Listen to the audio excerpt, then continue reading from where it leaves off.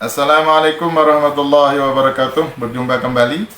Pada video kali ini saya ingin coba menyampaikan terkait dengan apa saja sih karakteristik dari penelitian kuantitatif itu.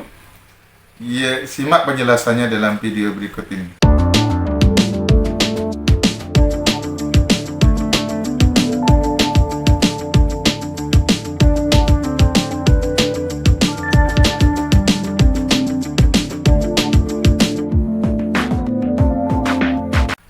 Nah, karakteristik penelitian kuantitatif yang pertama adalah bahwa penelitian kuantitatif itu menggunakan pola berpikir deduktif, rasional empiris atau top down yang berusaha memahami suatu fenomena dengan cara menggunakan konsep-konsep umum untuk menjelaskan fenomena-fenomena tertentu yang bersifat khusus.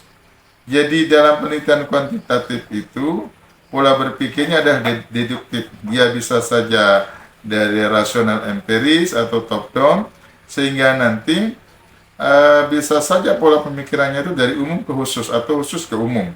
Sehingga nanti dalam proses pengambilan kesimpulannya itu ya tentu akan diambil kesimpulan berdasarkan hasil dari pengolahan data-data dalam penelitian kuantitatif yang telah diperoleh di lapangan. Nah, tentu fenomena-fenomena yang ada di lapangan itu bisa dijabarkan dengan pendekatan-pendekatan umum maupun pendekatan-pendekatan khusus. Boleh jadi dalam proses penelitiannya itu seorang peneliti berangkat dari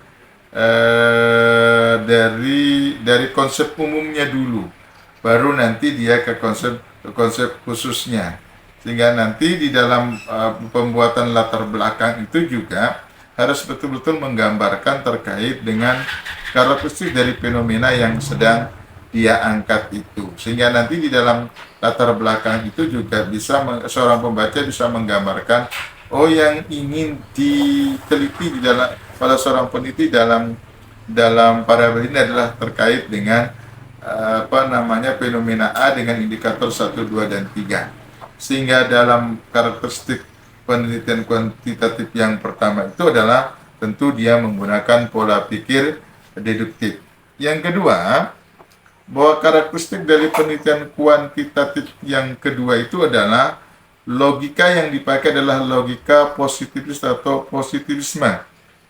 Bahwa logika positivistik itu beranggapan bahwa segala sesuatu itu ada pengaruhnya, segala sesuatu itu ada hubungannya, segala sesuatu itu ada perbedaannya, sehingga logika positif itu harus dibangun oleh seorang peneliti. Katakanlah judulnya pengaruh kemampuan mengajar guru atau kompetensi mengajar guru terhadap prestasi belajar siswa. Maka logika positif beranggapan bahwa ada pengaruh yang signifikan antara kemampuan mengajar guru dengan prestasi belajar siswa.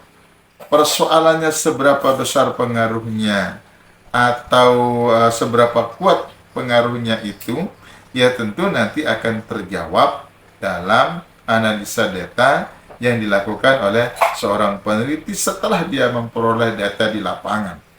Tapi dalam proses penelitian, dia harus betul-betul membangun logika positivistik atau logika positivisme, bahwa segala sesuatu itu ada hubungan, segala sesuatu itu ada pengaruh, segala sesuatu itu ada perbandingan antara parabel X dan parabel Y, sehingga nanti di dalam proses mendesainnya betul-betul dia berangkat dari jiwa yang positif, tidak kemudian berangkat dari asumsi bahwa ini tidak ada pengaruhnya, ini tidak ada hubungannya, ini tidak ada perbandingannya.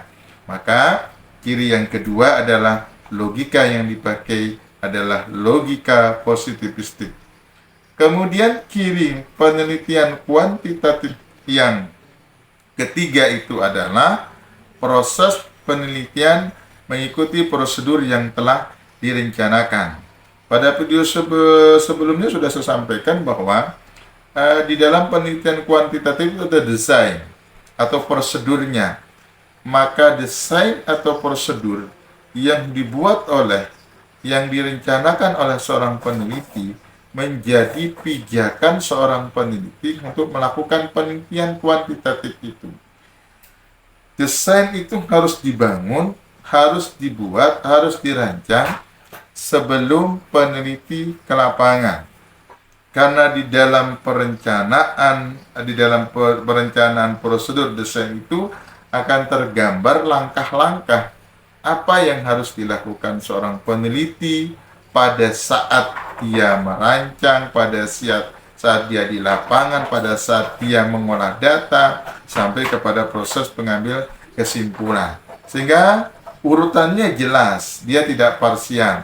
Misalnya urutan pertama adalah menentukan masalah, kemudian yang kedua merumuskan masalah, dan seterusnya. Ini adalah prosedur-prosedur yang harus diikuti dalam proses penelitian kuantitatif. Kemudian ciri yang keempat atau karakteristik yang keempat dari penelitian kuantitatif itu adalah tujuan dari penelitian kuantitatif itu adalah menyusun ilmu nomenklatif, yaitu ilmu yang berupaya membuat hukum-hukum dari generalisasi. Sehingga dalam penelitian kuantitatif itu kita bisa menggeneralisasi setiap sebuah fenomena. Katakanlah begini, saya meneliti terkait dengan pengaruh kompetensi guru, pengaruh kompetensi mengajar guru terhadap prestasi belajar siswa di Kabupaten Kutai Timur. Skopnya adalah Kabupaten Kutai Timur. Saya mengambil sampelnya hanya di Sangatta Utara. Jadi yang saya teliti adalah seluruh guru-guru yang ada di Sangatta Utara. Maka dari hasil analisa data diperoleh bahwa kemampuan guru mengajar itu punya pengaruh signifikan terhadap prestasi belajar siswa. Maka generalisasinya adalah bahwa guru yang mengajar di Kabupaten Kutai Timur itu, kompetensi mengajar guru itu punya pengaruh yang signifikan terhadap prestasi belajar keseluruhan siswa yang ada di Kabupaten Kutai Timur. Jadi sifatnya itu bisa ilmu nomenklatif itu sifatnya adalah bisa menggeneralisir dari perwakilan itu, bisa sampel itu bisa menggeneralisir seluruh populasi yang ada di objek penelitian. Nah, kemudian yang kelima,